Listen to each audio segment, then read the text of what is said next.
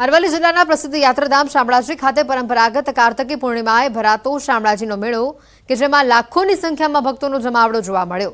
દર વર્ષે કાર્તકી સુદ 14 અને પૂર્ણિમા એમ 2 દિવસે ભરાતા આ મેળામાં સમગ્ર રાજ્ય સહિત પાડોશી રાજ્ય રાજસ્થાન અને મહારાષ્ટ્રના અંતરિયાળ ગામડાઓમાંથી પણ લાખોની સંખ્યામાં ભક્તો આવે છે। વહેલી સવારથી હજારો ભક્તોની દર્શન માટે અહીંયા કતારો પણ જોવા મળે છે। શામળાજીના મેળાના છેલ્લા દિવસે ભક્તો શામળિયાના દર્શન કરવા માટે અહીંયા ઉમટી પડતા હોય છે। તેમજ હજારો ભક્તોએ નાગધરા કુંડમાં પવિત્ર સ્નાન પણ કર્યું હતું।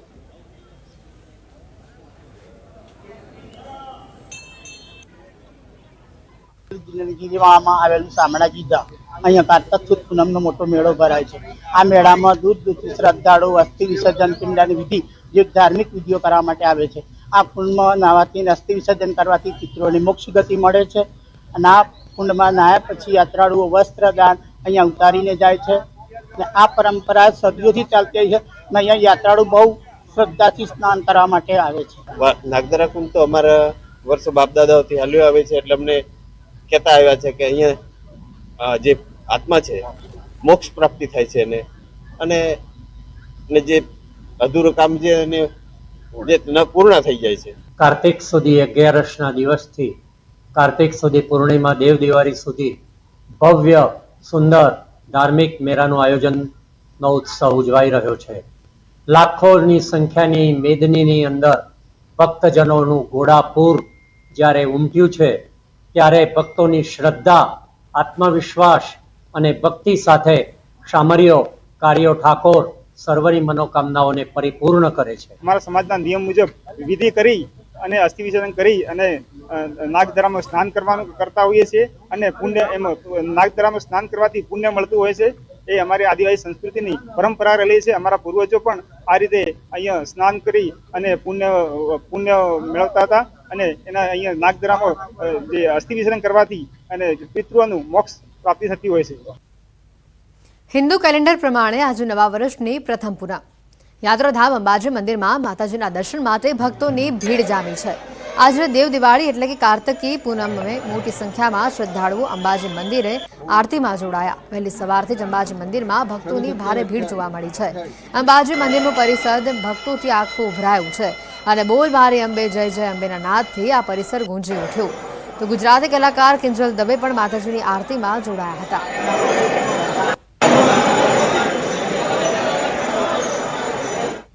આજે દેવ દિવાળી કાર્તિક પૂર્ણિમાના દિવસે ખૂબ જ મોટી સંખ્યામાં માઈ ભક્તો માતાના દર્શને આવ્યા છે। મંદિરમાં પણ આપ જોઈ શકો છો ખૂબ જ પ્રમાણમાં ભીડ છે અને સૌની વ્યવસ્થા સચવાય તે માટે આ મંદિર ટ્રસ્ટ દ્વારા બધી વ્યવસ્થા કરવામાં આવે છે। આ કાર્તિકી પૂર્ણિમા નિમિત્તે ઘણા બધા પદપાળા સંઘો પણ અહીંયા મોટી મોટી 52 ગજની ધજાઓ લઈને માના દર્શને આવે છે, માની શીશ ઝુકાવે છે અને મા સૌની મનોકામના પૂર્ણ કરે। તો આ દ્રશ્ય આપણે બતાવી રહ્યા છે ડાકોર, પંચમહાલ, અરવલ્લી અને અંબાજી। આજે દેવ દિવાળીના પાવન પર્વે તમામ તીર્થસ્થાનોમાં ભક્તોનું ઘોડાપૂર જોવા મળ્યું। ડાકોરના દર્શનને પણ મોટી સંખ્યામાં ભક્તો ઉમટ્યા હતા તો પંચમહાલ અને અરવલ્લી ખાતે પણ ભક્તોનું ઘોડાપૂર જોવા મળ્યું હતું। તો આ તરફ અંબાજીથી પણ કંઈક આવા જ દ્રશ્યો સામે આવ્યા કે જે મોટી સંખ્યામાં માઈ ભક્તો માતાજીના દર્શન કરવા માટે વહેલી સવારથી જ ઉમટ્યા હતા। ડાકોર, પંચમહાલ, અરવલ્લી અને અંબાજીના દ્રશ્યો આપણે બતાવ્યા। દેવ દિવાળીના પાવન પર્વે આજે મોટી સંખ્યામાં વહેલી સવારથી જ ભક્તો દર્શન કરવા માટે ઉમટ્યા।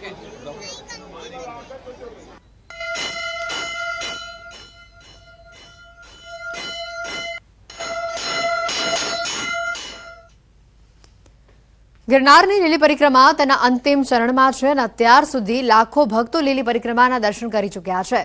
ત્યારે આજે લીલી પરિક્રમાનો છેલ્લો દિવસ છે। ધીમે ધીમે યાત્રિકોનો પ્રવાહ પણ હવે ઘટી રહ્યો છે। હાલ ઓછા યાત્રિકો માટે જૂનાગઢ પોલીસનો અભિગમ જોવા મળ્યો, જેમાં રાત્રે એકલ દોકલ ચાલતા યાત્રિકો માટે પણ પોલીસ બાઇક પેટ્રોલિંગ કરતી જોવા મળી। યાત્રિકોને કોઈ પણ પ્રકારની મુશ્કેલી ન પડે તેના માટે પરિક્રમા રૂટ ઉપર પોલીસ બાઇક પેટ્રોલિંગ કરી રહી હતી।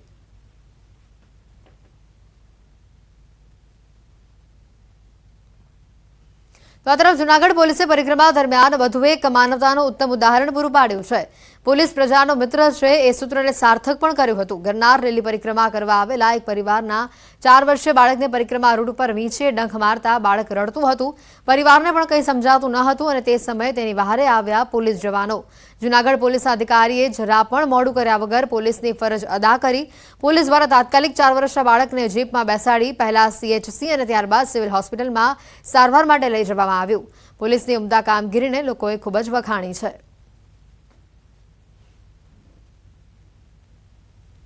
જંગલમાંથી પસાર થતા હતા અને એ દરમિયાન ધ્યાનમાં આવ્યું કે એક બાળકને પગમાં વીંછી કડી ગયો છે. એ નાનું બાળક 4 વર્ષનું હતું ને એ ખૂબ રડતું હતું. એના પરિવારવાળાને એવું હતું કે ભાઈ અમને કોઈક મદદ મળે અને એ સમયે જ અમે ત્યાંથી નીકળ્યા હતા. એટલે એને અમારા ઉપર એક આશા જાગી ને મારું ધ્યાન ગયું એટલે અમે એમને પૂછ્યું શું થયું છે. એટલે એમણે કીધું કે વીંછી કડી ગયો છે. અમે તાત્કાલિક એમને અમારી જે પોલીસની વાન હોય એમાં જે ભવનાથ વિસ્તારમાં જે PHC સેન્ટર છે ત્યાં લઈ ગયા હતા. ત્યાં એમને તાત્કાલિક પ્રાથમિક સારવાર આપી અને ત્યાંથી ફર્ધર વધારે સારવાર માટે એમને સિવિલ હોસ્પિટલ લઈ ગયા હતા. રાજકોટમાં મહિલા ASI સાથે માતા પુત્રીએ હાથાપાઈ કરી હોવાની ઘટના સામે આવી છે. મહિલા ટ્રાફિક ASI સાથે માતા અને પુત્રીની બબાલ થઈ. કુવાડવા રોડ ઉપર બબાલનો આ વિડીયો સામે આવ્યો છે. ટોઈંગ કરેલા વાહન છોડાવવા ASI સાથે માથાકૂટ કરતા આ માતા પુત્રી જોવા મળ્યા. બાઇક છોડાવવાની બોલાચાલી થઈ. હાથાપાઈમાં આ બોલાચાલી પરિણમી હતી. માતા અને પુત્રી સામે ફરજમાં રૂકાવટનો ગુનો હાલ દાખલ કરવામાં આવ્યો છે અને વધુ કાર્યવાહી હાથ ધરાઈ છે.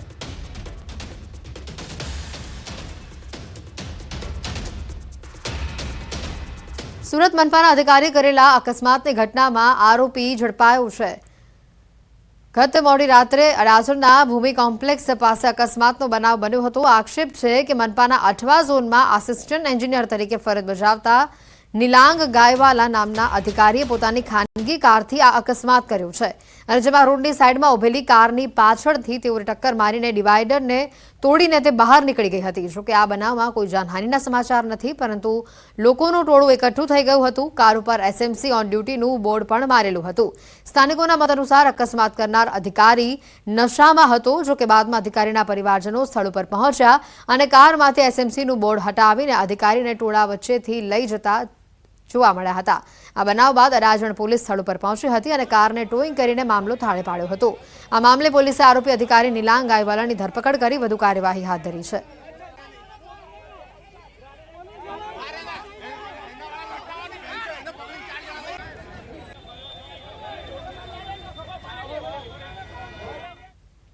ઓપરેશન મેડિકલ માફિયા, જેમાં વધુ એક ખુલાસો હવે સામે આવી રહ્યો છે. વડોદરાની અંજના મલ્ટી સ્પેશિયાલિટી હોસ્પિટલમાં ગેરરીતિના આક્ષેપો બાદ વધુ એક મોટો ખુલાસો થયો છે. વગર કારણે ઓક્સિજન આપવાની દર્દીની વાતને રદ્દીઓ આપનાર હોસ્પિટલ સંચાલિકા ડોક્ટર મલ્લિકા ખન્નાની મોટી કબૂલાત સામે આવી છે.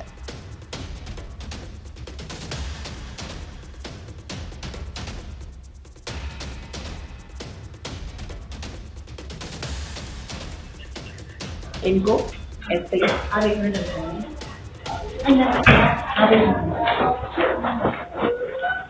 इनको इसीलिए आयुष्मान में रखा है क्योंकि वार्ड में आयुष्मान अप्रूव नहीं करेगा. इनको वही समझाया मैंने. ICU में इसीलिए रखा है क्योंकि देखो वार्ड की पेमेंट जितनी भी होती है आयुष्मान अप्रूव नहीं करेगा कि इतनी हाई एंटीबायोटिक आप वार्ड में क्यों दे रहे हो. उनको ये नहीं पता कि पाइलोनेफ्राइटिस में यही एक काम करने वाला है.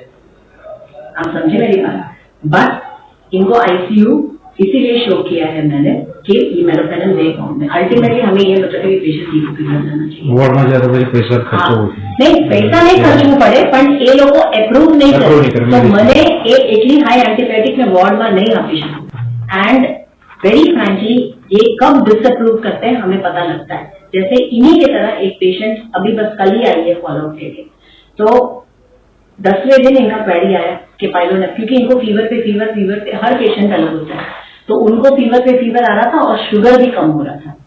अब देखो जो शुगर वापस पटरी पे आ रहा है वो इसलिए किडनी रिकवर कर रहा है. बट आयुष्मान में आप रिपोर्ट लेके नहीं जा सकते हो क्योंकि हमें सबमिट करना होता है.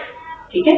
और फॉर वेरी सेल्फिश रीजन इनको ICU में मैंने रखा है ताकि मेरोपेनम जाए. एंड वो पेशेंट का भी ऐसे ही था.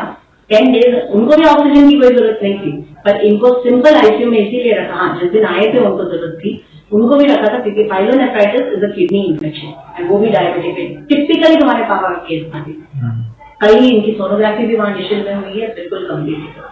और उनकी भी इंक्वायरी आई कि 10 दिन के बाद कि आपको पेशेंट को डिस्चार्ज करना है। तो मैंने वो दादा को कहा कि 10 दिन तक हमने दिया, पर जहां तक मेरा डिस्क्रिप्शन है आप 4 दिन और आके ले लो, और फिर आप सुबह शाम इंजेक्शन आके ले लो। मैं मेरा चार्ज कुछ भी नहीं लूंगी, आप सिर्फ इंजेक्शन का चार्ज दे के जाओ यहाँ पे। और वो दादा ने कंप्लीट किया कोर्स अपना और बिल्कुल ठीक ठाक होके गई है। मैंने कहा वो आप पे है, क्योंकि आयुष्मान वाले कह रहे हैं डिस्चार्ज करो, बहुत दिन हो गए। જ નથી એવું જો માસ્ક જુદા જુદા ટાઈપના છે બરાબર. જ્યારે આપણે પેશન્ટને ખાવાનું પીવાનું હોય બરાબર, તો કેન્યુલા માસ્ક પહેરીને નહીં ખવાય, ત્યારે આપણે બીજું માસ્ક લગાડવું પડે. પેશન્ટને થોડી વાર આપણે વીન કરીએ, એને વીનિંગ ફ્રોમ વેન્ટિલેટર કહીએ. પેશન્ટને કાઢવું તો પડે ને, વેન્ટિલેટર પર લીધું છે તો ધીમે ધીમે કાઢવું પડે, એને વીનિંગ પ્રોસેસ કહેવાય. અને અચાનક જ 6 દિવસ વેન્ટિલેટર ચાલુ હોય અને 7મો દિવસ તમે વેન્ટિલેટરને બંધ કરો તો પેશન્ટનું શ્વાસની ગતિ વધે અને પેશન્ટને થાક લાગે. એટલે આપણને મલ્ટિપલ ટેસ્ટ કરવું પડે, એને આપણે એબીજી આર્ટિરિયલ બ્લડ ગેસ એનાલિસિસ કહીએ બરાબર. અને બધા પેશન્ટ અહીંયા જેટલા વેન્ટિલેટર પર હોય છે ડેઇલી મોનિટરિંગ ઓફ એબીજી હોય છે. અહીંયા પ્રૂફ કે પેશન્ટનું ઓક્સિજન સપોર્ટની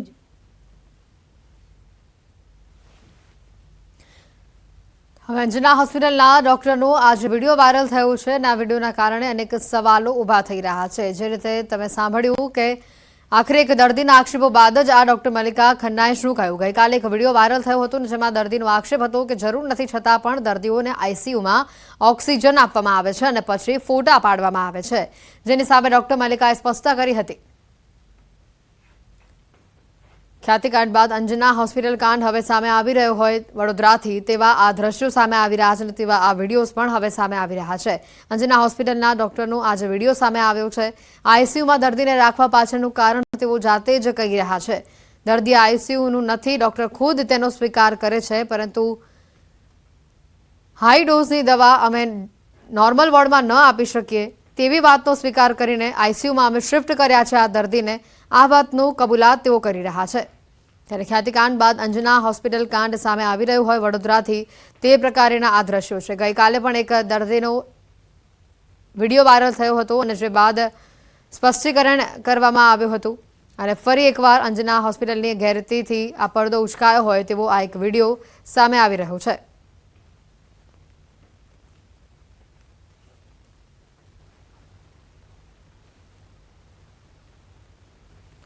અને આ અંગે વધુ માહિતી મેળવીશું સંવાદદાતા હાર્દિક અમારી સાથે સીધા અહીંયા જોડાઈ ચૂક્યા છે. હાર્દિક, જે રીતે ગઈકાલે એક દર્દીનો વિડીયો વાયરલ થયો હતો, પછી સ્પષ્ટતા કરવાની તેઓને જરૂર પડી મીડિયા સમક્ષ, અને આજે હવે જે વિડીયો વાયરલ થયો છે કે જેમાં પોતે તેઓ કબૂલાત કરે છે કે આઈસીયુનું પેશન્ટ નથી, છતાં પણ અમે ખાસ કરીને મોટા પાવરવાળી વધુ પાવરવાળી દવા અમે જનરલ વોર્ડમાં ન આપી શકીએ એટલા માટે અમે આઈસીયુમાં શિફ્ટ કર્યા છે.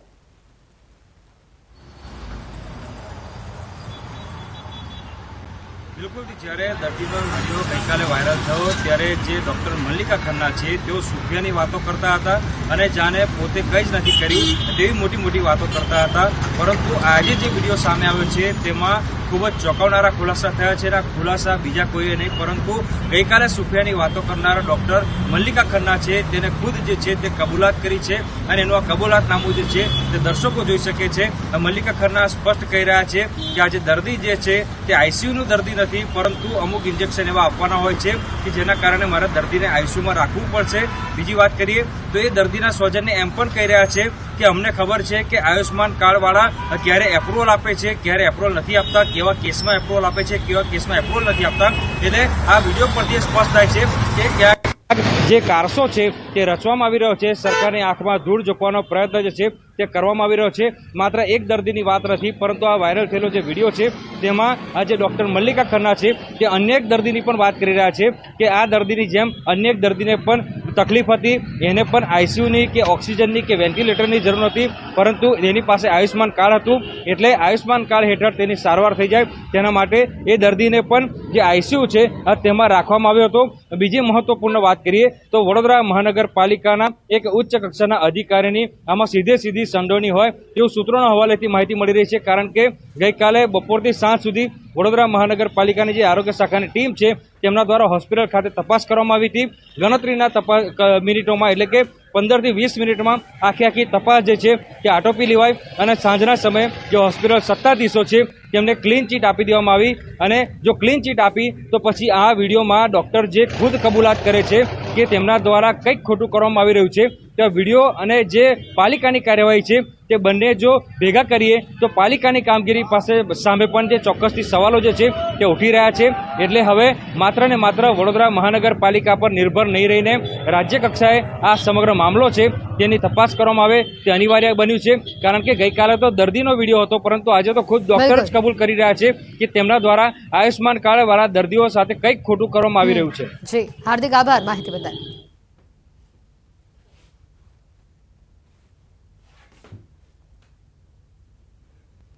સમાચારોમાં હાલ રોકાઈશું એક બ્રેક માટે.